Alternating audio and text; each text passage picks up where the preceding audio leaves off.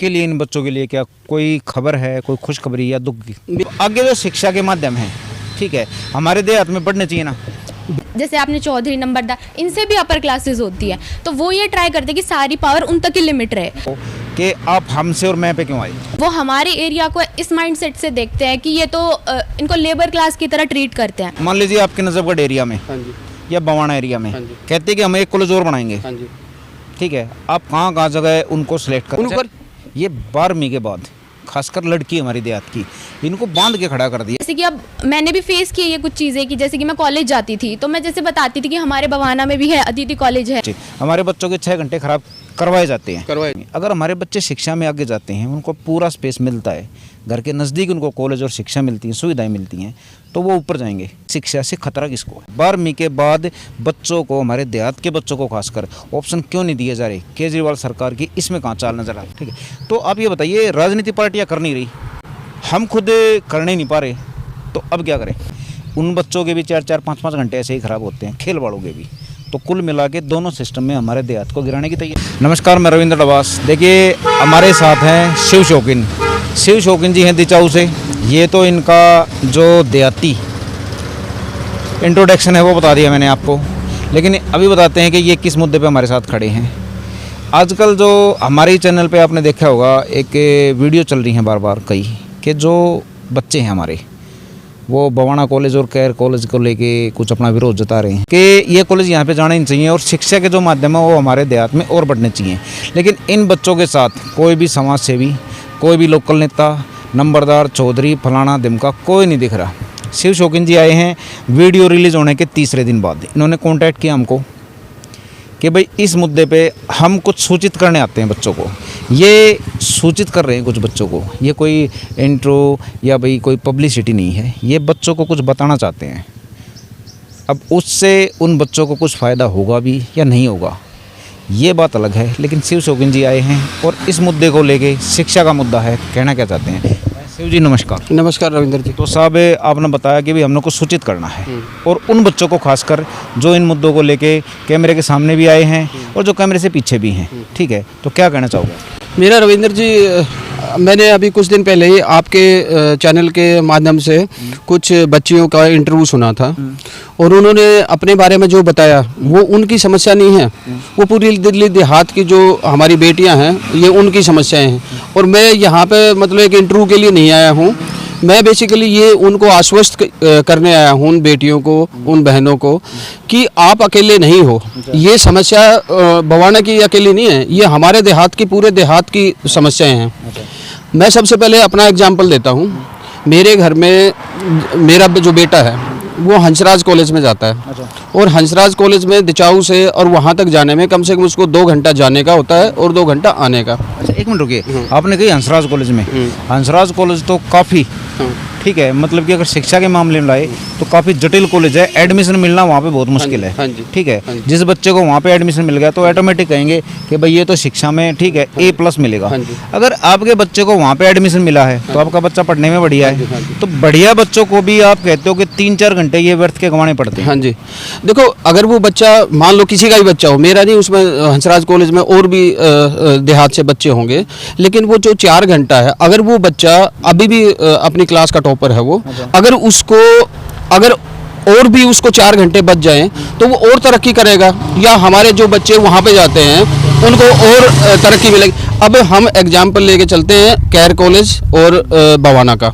अगर इसमें ये कैर वाला जो कॉलेज है वो भी स्कूल की बिल्डिंग में चल रहा है, और अदिति कॉलेज भी, अगर ये यहाँ पे इंफ्रास्ट्रक्चर, अगर इन्होंने कितने दिन हो गए इस कॉलेज को आए हुए, आज तक इसमें इंफ्रास्ट्रक्चर में या तो 2 लैब बने हैं और ज़्यादा कुछ नहीं हुआ है। आप कैर कॉलेज की बात कर रहे हो? मैं दोनों की बात कर रहा हूँ, मतलब भवाना में तो और कम हुआ है। कैर कॉलेज में ये है कि 2-4 जो लैब हैं वो बन गए हैं। अगर यहाँ पे ये पूरे देहात में 2 ही कॉलेज हैं बच्चियों के लिए, अगर इसमें इंफ्रास्ट्रक्चर आज तक ये बना देते तो हमारे कितने बच्चे और आगे बढ़ते। अब चलो, इनका टाइम यहाँ पे देहात से जाके थोड़ा सा कम टाइम लगता है, लेकिन देहात में तो इन्होंने, ये तो 2 बच्चियों के कॉलेज हैं, नहीं तो यहाँ पे तो इंफ्रास्ट्रक्चर, इतनी ज़मीन पड़ी है। खत्ते के लिए तो यहाँ पे प्रोजेक्ट आ जाते हैं, शिक्षा के उसमें कॉलेज वगैरह वो क्यों नहीं आते, ITIs क्यों नहीं आते, ये इस पे ध्यान नहीं दिया जाता। मैं आपके चैनल के माध्यम से ये कहना चाहता हूँ कि ये मैं कह रहा हूँ कि मैं तो इन बच्चों के लिए, देखो हम अपनी लड़ाई लड़ रहे हैं, पहले हम सोचते थे हम करके चलते थे, लेकिन अगर वो हम तो अब खत्म हो चुका है। जैसा ये आपने बताया नंबरदार फलाना ढिकाना, ये जितने भी चौधरी जो समाज के बने हुए हैं, इन्होंने सिर्फ अपनी राजनीतिक रोटियां सेकी हैं। और हम का अगर जो होता ना, हम लेके चलते इसको, तो हमारे दिल्ली देहात में अब तक 10 कॉलेज आ चुके होते। आपके लिए इन बच्चों के लिए क्या कोई खबर है, कोई खुशखबरी या दुख की? मेरे पास खबर ये है कि 99% रविंदर जी ये कॉलेज यहीं पे रहेगा। और मैं इन बच्चों से अपील भी करता हूं, अगर इनको कोई क्वारी हो तो वो मेरे से संपर्क कर सकते हैं।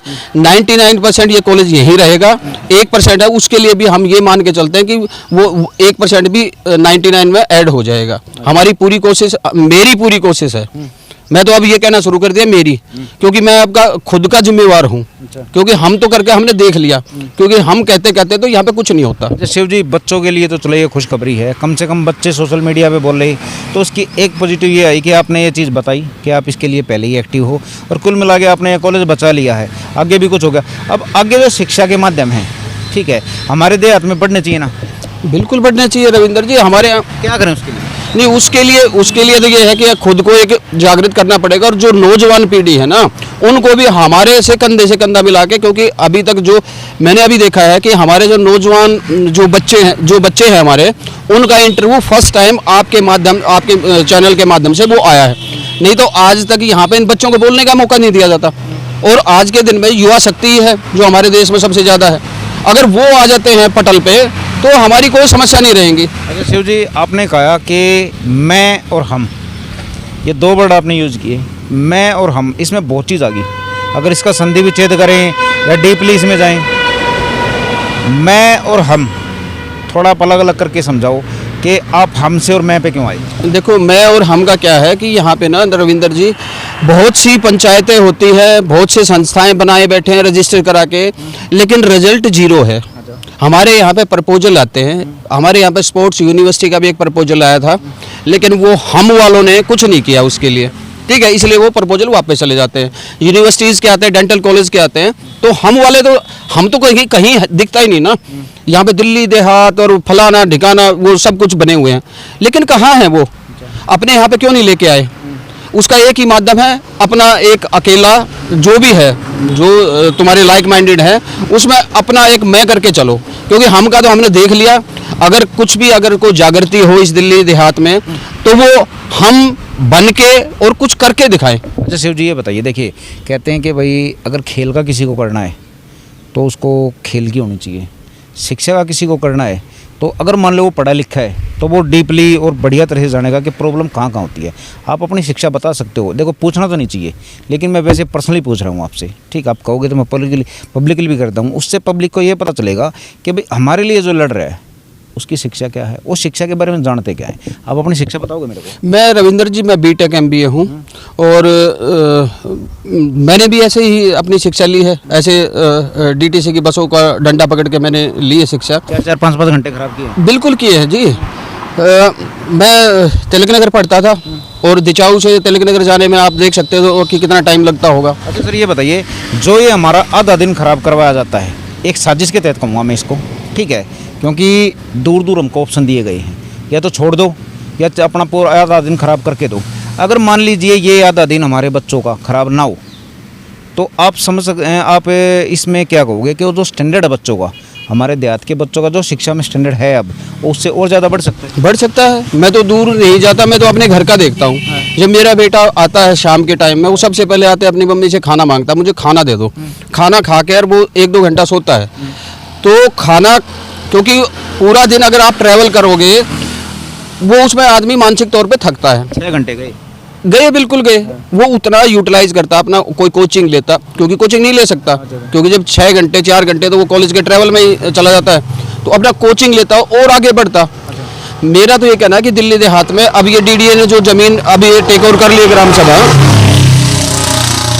इस चीज़ को, मतलब ये अभी तो हमारे पास ज़मीनें हैं, तो सरकार को ये देखना चाहिए कि जहाँ पे ज़मीनें, अब दिल्ली में तो अंदर जो इंटीरियर है उसमें तो ज़मीनें हैं नहीं, वहाँ को ना कॉलेज बन सकता ना और कुछ। और मोदी जी इस पे जोर दे रहे हैं कि बेटी पढ़ाओ और बेटी बढ़ाओ। और जब तक गांव का विकास नहीं होगा तो किसी सराउंडिंग का तो होगा ही नहीं। अच्छा, मान लीजिए सर्वे करने वाले या सरकार इस बात को गंभीरता से ले लेती है, हाँ जी, और वो मान लीजिए आपके नजफगढ़ एरिया में हाँ जी, या बवाना एरिया में हाँ जी, कहते हैं कि हम एक कॉलेज और बनाएंगे, हाँ जी। ठीक है, आप कहाँ कहाँ जगह उनको सिलेक्ट करके बताओगे? देखो, हमारे यहाँ पे समसपुर गांव है, वहाँ पे एक स्पोर्ट्स हॉस्टल के लिए अप्रूवल आया था, लेकिन वो भी हमारी उदासीनता के कारण वो भी अभी रह गया है। वहाँ पर भी प्रपोजल ऑलमोस्ट कैंसिल होने वाला है, नहीं तो उसको स्पोर्ट्स हॉस्टल बना रही थी दिल्ली सरकार, लेकिन लोगों ने उसका, क्योंकि देखो कहीं अभी लुडलो कैसल में एक स्पोर्ट्स हॉस्टल अभी चालू करने वाले हैं ये दिल्ली सरकार, तो लुडलो कैसल एक स्कूल है, उस स्कूल में करने की बजाय यहाँ पे इंफ्रास्ट्रक्चर वो करते, लोगों को रोजगार मिलता, ग्रामीण क्षेत्र के जो स्पोर्ट्स में जो बच्चे हैं हमारे, उसमें उनको शिक्षा मिलती, पढ़ाई मिलती, और यहाँ पे तो दुनिया भर की जमीन पड़ी है, तो यहाँ पे क्यों नहीं स्टार्ट करते वो उन पर।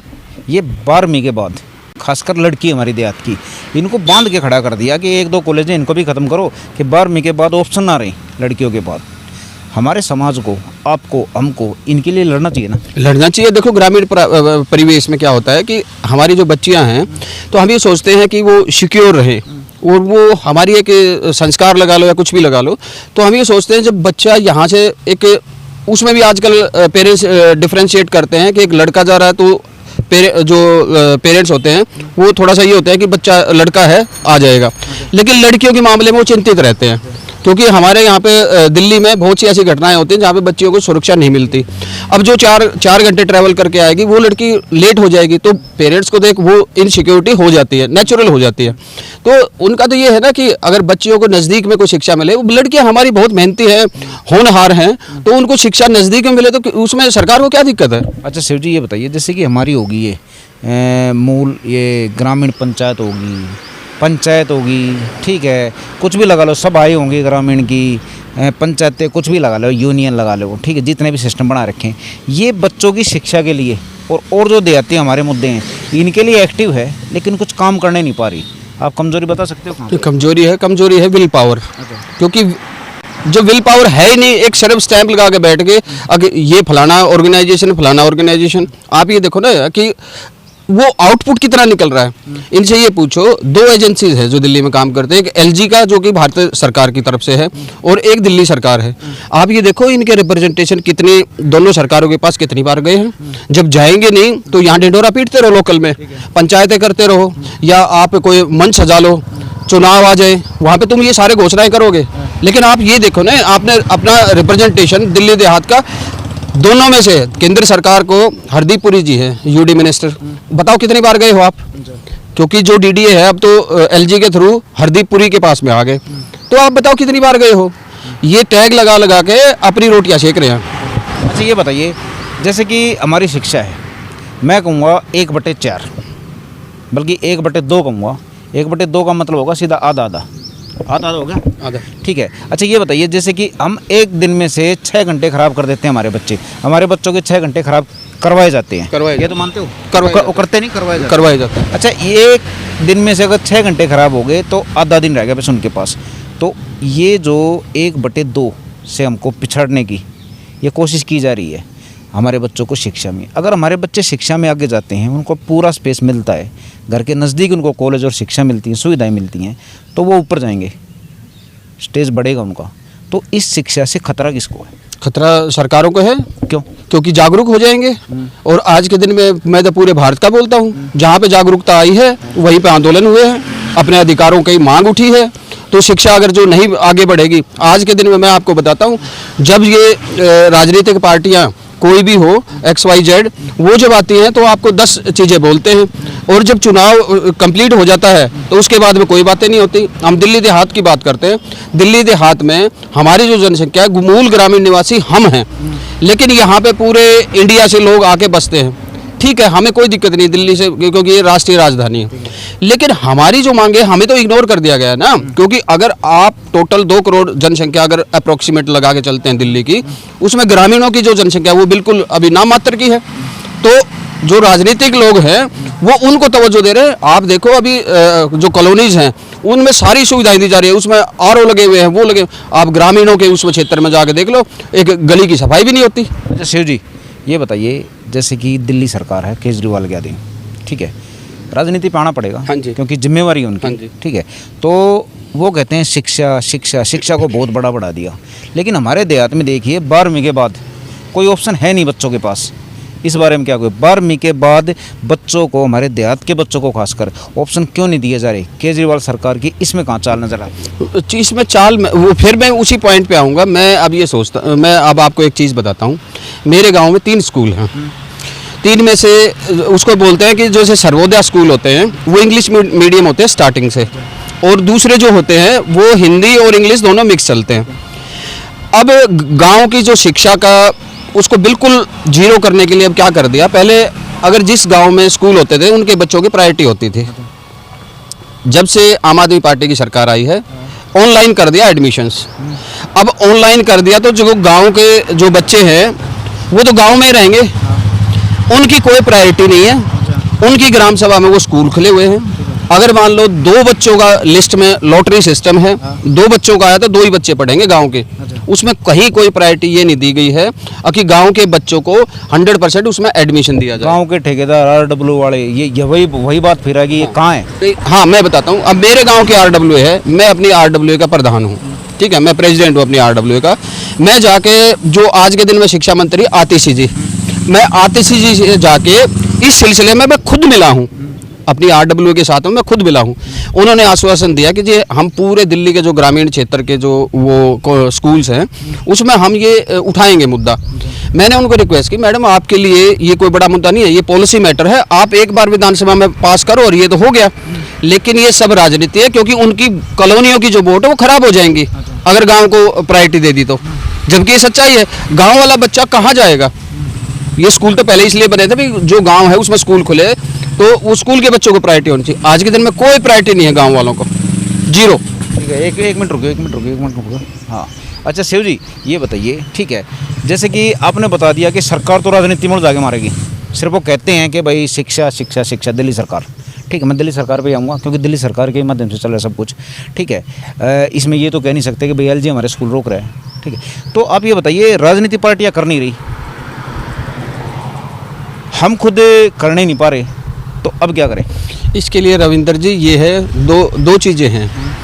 एक तो आप लोगों का सहयोग हमें मिलता रहता है और हम तो ये आशा करते हैं कि आगे भी हमें मिलेगा, क्योंकि आप लोगों को कोई लड़ाई दिल्ली मूल ग्रामीण निवासियों के लिए ही आप लड़ाई लड़ रहे हो कि हमारे बच्चे कहीं आगे बढ़े।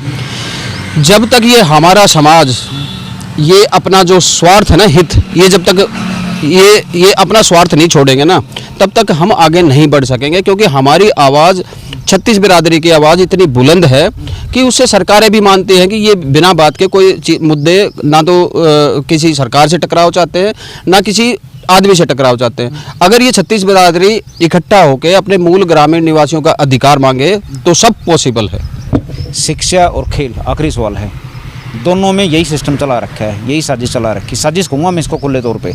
उन बच्चों के भी 4-4, 5-5 घंटे ऐसे ही खराब होते हैं, खेल वालों के भी।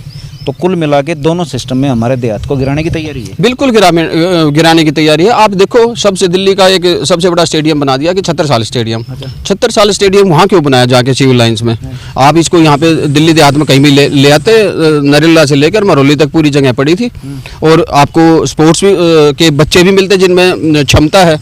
सेम शिक्षा का है। हमारे बच्चे आज के दिन में, जब एक गाँव से मेरा बेटा उसमें अंशराज में जा सकता है, तो किसी भी गांव का जो बच्चा है वो जा सकता है। SRCC में भी जा सकता है, किसी भी कॉलेज में जा सकता है। लेकिन उनको बाध्य कर दिया गया है कि ट्रांसपोर्टेशन, क्योंकि जब वहाँ पे कॉलेज में एडमिशन होता है तो 4 बार पेरेंट ये सोचता है अभी वहाँ तक बच्चा जाएगा कैसे। चाहे वो फिर द्वारका मोड़ पे कॉलेज है दीनदयाल, वो ये सोचता है यार दीनदयाल, उसकी रैंकिंग चाहे 11वीं 12वीं हो, तो वो ये सोचता है यार नज़दीक है, इसी में चला जाएगा, क्योंकि वहाँ तक ट्रांसपोर्टेशन ईजी है, आधे घंटे में हमने वापस आ जाएगा। अच्छा शिव जी, अभी आखिरी सवाल है मेरा कि बच्चों ने आपको सुन लिया, खेल के भी और शिक्षा के भी, उनके पास सरकार में कोई ऑप्शन नहीं है। गांव के जो मैंने बताई थी RWA हैं या जो करने वाले हैं वो भी गोल गोल घूम रहे हैं, वो खुद ही आपस में गोल गोल घूम रहे हैं। तो उनके पास ऑप्शन क्या रहा? आपको देख रहे हैं, आपकी तरफ से उनके पास क्या है? अगर किसी बच्चे को कोई प्रॉब्लम हो जाती है, बच्चा अपनी उससे नहीं ले सकता फैसले, तो उनके पास कोई ऑप्शन नहीं है। देखो रविंदर जी, सबसे बड़ा तो आज के दिन में सबसे बड़ा जरिया तो मीडिया है। मीडिया में इन जो नौजवान बच्चे हैं जो हमारे दिल्ली मूल ग्रामीण निवासी, इन बच्चों को मीडिया में अपनी सक्रिय भागीदारी दिखानी चाहिए। इनको मीडिया में आना चाहिए अपनी प्रॉब्लम उठाने के लिए। और अब जैसे ये बच्चे जब आगे आ जाएंगे ना, जिस दिन बच्चे दिल्ली मूल ग्रामीण निवासी के बच्चे अपना अधिकार मांगेंगे ना, उस दिन तो बहुत बदलाव आएंगे।